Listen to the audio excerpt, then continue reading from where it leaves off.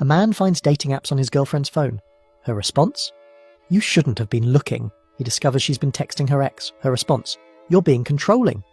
He catches her in a lie. Her response? Why don't you trust me? This isn't gaslighting anymore. It's standard operating procedure. Let me show you what entitlement looks like in 2025, where accountability is dead and every confrontation becomes an Olympic-level mental gymnastics routine. The accountability avoidance when caught is absolutely breathtaking. I had a client whose girlfriend was literally in bed with another man when he came home early. You know what she said? This isn't what it looks like. Then, you drove me to this. Then, if you paid more attention to me. Then, you're traumatizing me by yelling. Within 5 minutes, she went from caught cheating to being the victim of his emotional abuse for being upset about it. The pattern is always the same. Get caught doing something wrong, immediately flip the script. Yes, I lied, but you made me feel like I had to. Yes, I cheated, but you weren't meeting my emotional needs. Yes, I stole from you, but money shouldn't matter in love. The mental gymnastics required to avoid saying I was wrong could win gold medals. Using institutions as weapons has become the go-to strategy. The moment a relationship conflict arises, suddenly there's threats of restraining orders, custody battles, false accusations. One client's ex called the police because he changed his Netflix password after they broke up. She claimed it was financial abuse because she was dependent on his streaming services. The cops actually showed up. The legal system weaponization is terrifying. These individuals know that one phone call claiming they feel unsafe can destroy a man's life. No evidence needed, no proof required. The accusation itself is the weapon.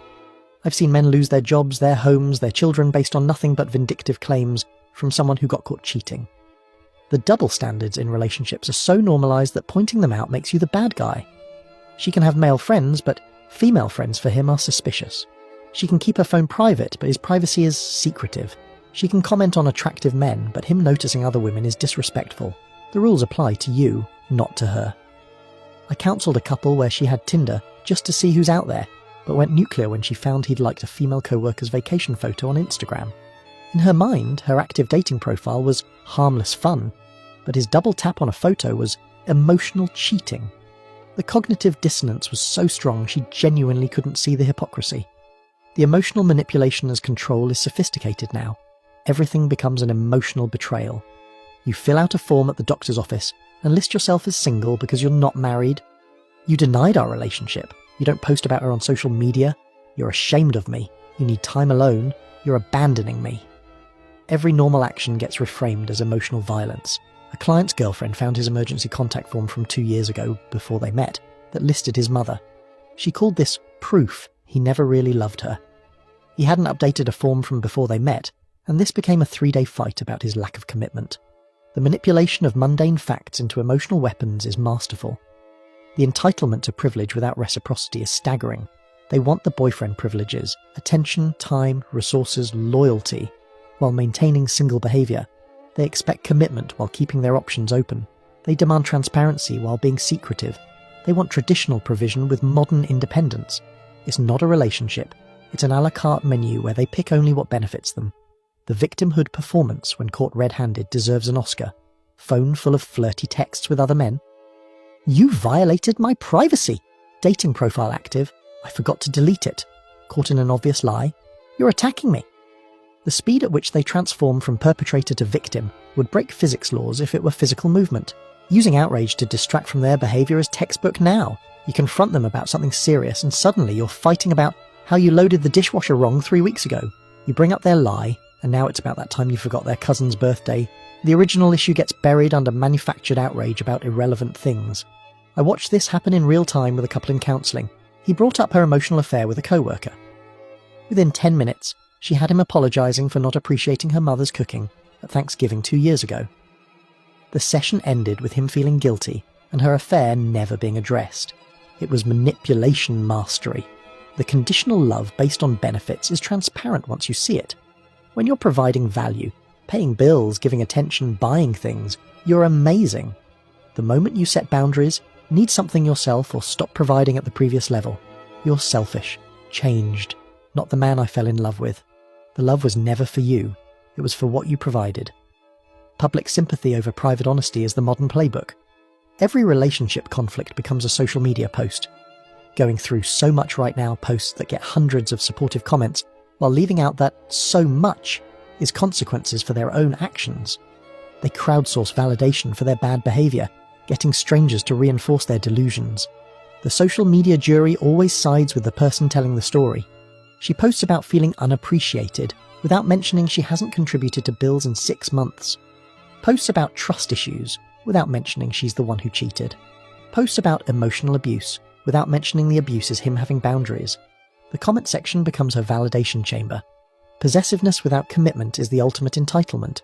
They want to control who you see, what you do, where you go, but won't commit to exclusivity. They demand relationship benefits while maintaining single status. They want your loyalty while keeping their options open. It's not a relationship. It's ownership without responsibility. A client was dating someone who refused to be official, but lost her mind when she saw him talking to another woman at a coffee shop. She wanted the right to date others while having exclusive access to him. When he pointed out the contradiction, she accused him of not understanding modern relationships. The entitlement to design reality to only benefit them is astounding. The entitled expectation of male responsibility for everything is exhausting. Her bad mood? Your job to fix it. Her poor choices? Your job to handle consequences. Her career failures? Your fault for not supporting her enough. Her family drama? You should have prevented it. Men are held responsible for things they can't control, while she takes responsibility for nothing she directly caused. The disrespect toward practical logic is infuriating. Basic facts, documentation, timelines, evidence, all dismissed because they don't align with her emotional narrative. You show receipts proving she's wrong? You're too focused on details. You present evidence. Why are you keeping track? Logic itself becomes the enemy when it threatens their victimhood narrative. I had a case where a woman claimed her boyfriend was financially abusive for not paying her credit card debt. When shown that the debt was from before they met, her response was, "If he really loved me, the timing wouldn't matter." The complete dismissal of factual reality in favour of emotional manipulation is standard operating procedure now. The social media dependency for validation has created monsters. Every thought, feeling and experience needs external validation. They don't know if they're happy until Instagram confirms it. They don't know if they're right until their followers agree. They've outsourced their entire sense of self to strangers on the internet who only know their curated version of events, weaponizing shame against men who question anything as the default response. Ask why she was out until 4 a.m. You're insecure. Question a suspicious story. You're controlling. Want to discuss relationship issues? You're toxic. Every legitimate concern gets reframed as a character flaw. The man becomes the problem for noticing problems. The masculinity attacks are particularly vicious. A real man wouldn't care. A real man would trust me. A real man could handle this. They define manhood as accepting whatever treatment they dish out. Standing up for yourself isn't masculine, it's fragile. Having boundaries isn't strong, it's weak. They redefine strength as submission to their will. The entitlement as driver of conflict pattern is consistent. Every fight, every issue, every problem stems from them believing they deserve something they haven't earned. They deserve trust while being untrustworthy. They deserve loyalty while being disloyal. They deserve respect while being disrespectful. The gap between what they think they deserve and what they've earned creates constant conflict. Here's a perfect example. A woman demanded her boyfriend buy her a car because that's what partners do. She didn't work, didn't contribute to bills, didn't even have a license. But in her mind, being in a relationship entitled her to a vehicle. When he said no, she posted on social media about being with a broke man who doesn't value her. The entitlement to other people's resources is limitless. The emotional terrorism tactics have evolved. They know exactly which buttons to push, which insecurities to exploit, which threats work.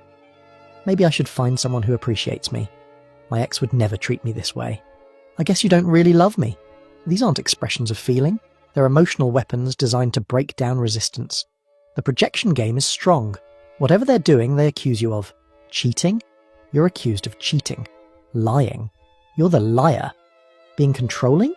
You're controlling. It's so consistent, it's predictable. If she suddenly accuses you of something out of nowhere, check her phone. She's probably doing exactly what she's accusing you of. The paperwork persecution complex is bizarre but real. Any form, document or official paper that doesn't center them becomes an attack. Emergency contact isn't her. Betrayal. Beneficiary on old accounts. Disloyalty. Have an updated Facebook relationship status. Abandonment. They expect to be the center of your administrative universe immediately. A client's girlfriend had a meltdown because his work emergency contact was still his brother after 8 months of dating. Not his wife. Girlfriend of 8 months. She called it proof. He wasn't serious about her. The entitlement to immediate primacy in all aspects of life, even bureaucratic paperwork, is insane. The custody weaponization with children is evil.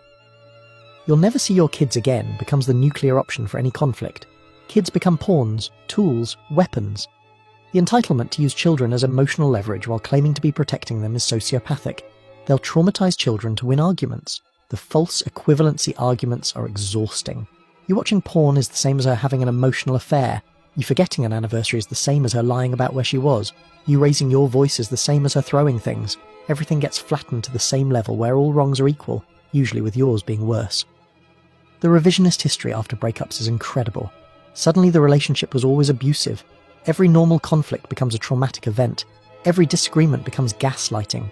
They rewrite history to make themselves the victim and you the villain, regardless of what actually happened.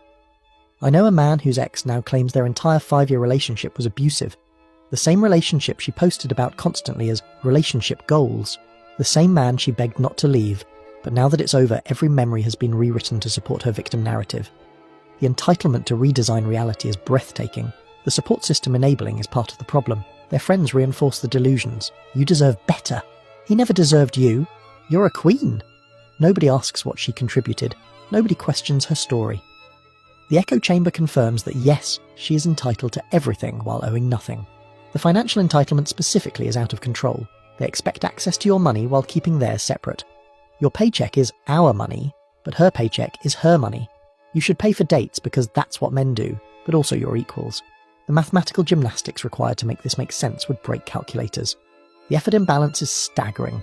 You're expected to plan dates, buy gifts, remember anniversaries, be romantic, stay fit, advance career, be emotionally available and be exciting. She needs to exist. Maybe post pictures of the things you do for social media credit. The entitlement to maximum effort while providing minimum effort is standard. The testing never ends. Constant little tests to see what they can get away with. Push a boundary, see if you hold it. Tell a small lie, see if you notice. Each successful test leads to bigger tests. They're constantly probing for weakness, for how much they can take while giving nothing back. The modern woman excuse covers all sins, can't cook. I'm not a 1950s housewife, won't contribute financially. I'm traditional, want to party like single but be treated like married. It's 2025. They pick and choose from traditional and modern, based on what benefits them moment to moment. The appreciation deficit is real. Nothing you do is ever enough, and what you do is quickly forgotten. You could move mountains and they'd complain about the dust, save their life and they'd criticize how you did it. The entitlement to perfection while providing mediocrity as standard operating procedure. The boundary violation as standard practice is exhausting. Your boundaries aren't respected, they're seen as challenges. Don't go through my phone becomes, what are you hiding? I need space becomes, you don't love me. Every boundary is treated as a personal attack on their entitlement to total access. The comparison game never stops. You're constantly compared to everyone else's highlight reel. Her friend's boyfriend bought her flowers. Why don't you? Her sister's husband makes more money. Why don't you? Some guy on TikTok did something romantic. Why don't you? You're not competing with other men. You're competing with an aggregate fantasy of all men's best moments. The emotional labour myth has been weaponized. Everything becomes emotional labour that deserves compensation. Listening to you talk about your day, emotional labour. Being present in the relationship, emotional labour, basic human interaction. Emotional labour, but your actual labour, stress and sacrifice, that's just expected. The permanence of their feelings versus the flexibility of their commitment is striking. Their feelings are carved in stone and must be honoured, but their commitment, that's written in sand, subject to change based on mood, opportunity or convenience.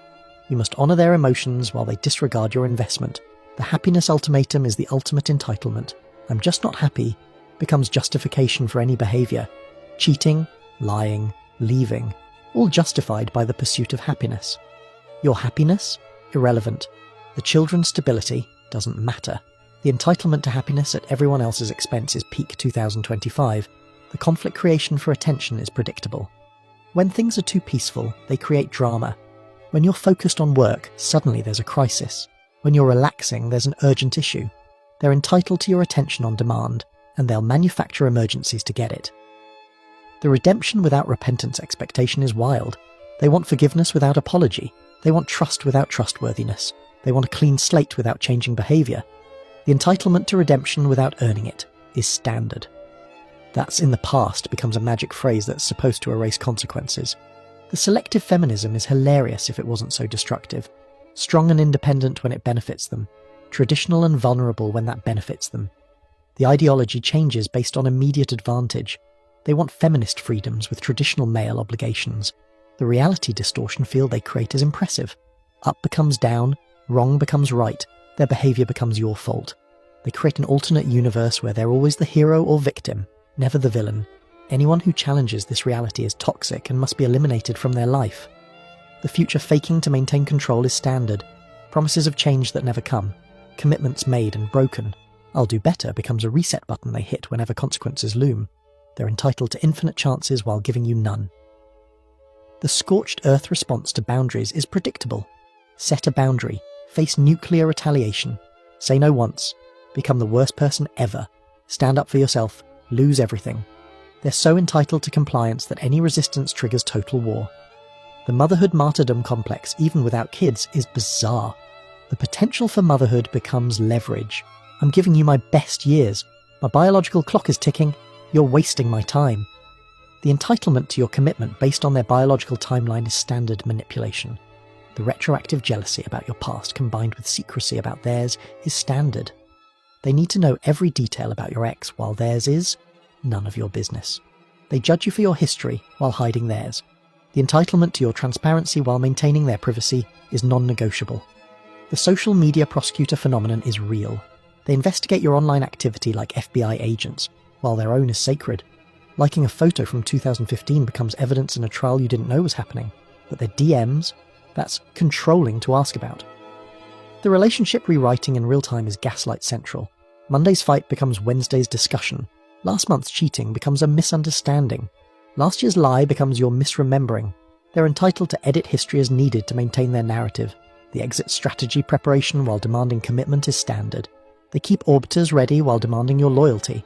They maintain backup options while requiring your exclusivity. They prepare for relationship failure while blaming you for not being committed enough. The therapy weaponization is the newest tool. They go to therapy and return with vocabulary to pathologize you. You're narcissistic for having boundaries. You're emotionally unavailable for not accepting abuse. You're triggering their trauma by expecting basic respect. Therapy becomes a weapon manufacturer. The generational entitlement is astronomical. They've been raised to believe they deserve everything. Participation trophies became participation relationships. They expect relationship rewards without relationship effort. They're entitled to the benefits of commitment without the obligations.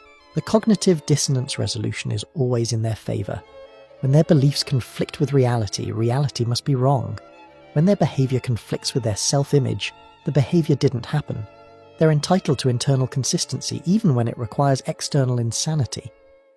The communication trap is perfectly designed. They demand communication but reject anything that doesn't validate them. We need to talk means you need to listen to why you're wrong. Be honest means tell me what I want to hear. They're entitled to monologues disguised as dialogues. The resource extraction mindset is pure entitlement. Your time, money, energy, attention, all resources to be mined. What do you get back? The privilege of their presence. Maybe some intimacy if you've earned it. The exchange rate is whatever they decide whenever they decide it. The accountability allergy extends to every area of life. Late for dates, traffic's fault, overspending, inflation's fault, relationship problems, your fault. They're entitled to a life without consequences, where every failure has an external cause and every success is their achievement. The Victim Olympics competition is real. They'll compete with anyone for who has it worse. Your bad day at work can't compare to their slight inconvenience. Your health issues pale next to their headache. They're entitled to monopolise sympathy and support while providing none. The strategic incompetence is masterful. Suddenly can't figure out bills when it's time to pay, don't understand taxes when it's time to file, can't navigate when it's time to drive, but they're perfectly capable when it benefits them. The entitlement to selective helplessness is a manipulation masterpiece. The emotional vampire behaviour drains everyone around them. They feed on drama, conflict and attention. Peace makes them uncomfortable because it doesn't feed their need for centrality. They're entitled to be the main character in everyone's story, not just their own. The consequences amnesia is convenient. That fight where she threw things? Never happened. The time she cheated? Ancient history. The lies she told? You're holding grudges. They're entitled to a clean slate whenever convenient while keeping detailed records of your every mistake. The professional victim status is their identity. Every story positions them as wronged. Every relationship failed because of the other person. Every job ended because of unfairness. They're entitled to perpetual victimhood that absolves them of any responsibility for their life outcomes. The manipulation mastery has been perfected through practice. Years of getting away with it have honed their skills. They know exactly how to push buttons, when to cry, what threats work. They're entitled to use every tool in the manipulation toolkit while calling you manipulative for having boundaries. The ending is always the same. When you finally have enough, when you finally leave or set ultimate boundaries, you become the villain in their story. They'll tell everyone how you abandoned them, betrayed them, abused them. The entitlement to victimhood is their final card. The solution isn't complicated. Stop accepting it. Stop rewarding it. Stop enabling it. The moment you see entitlement without reciprocity, walk away. The moment accountability is avoided, leave. The moment institutions are weaponized, protect yourself and exit. Men need to understand, this isn't all women, but it's enough women that you need to be aware. The patterns are clear, the behaviors are consistent, the entitlement is real. Protect yourself, maintain boundaries, and never apologize for expecting reciprocal effort and accountability. I want to hear from you guys. What entitled behavior have you experienced? What accountability avoidance have you witnessed? What institutional weaponization have you survived? Drop your stories in the comments. Let's document this reality before pointing it out becomes illegal. The entitlement epidemic of 2025 needs to be exposed, one story at a time.